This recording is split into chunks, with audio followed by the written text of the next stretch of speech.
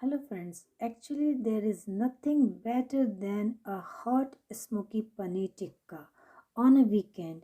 If you love street food, then this recipe is especially for you.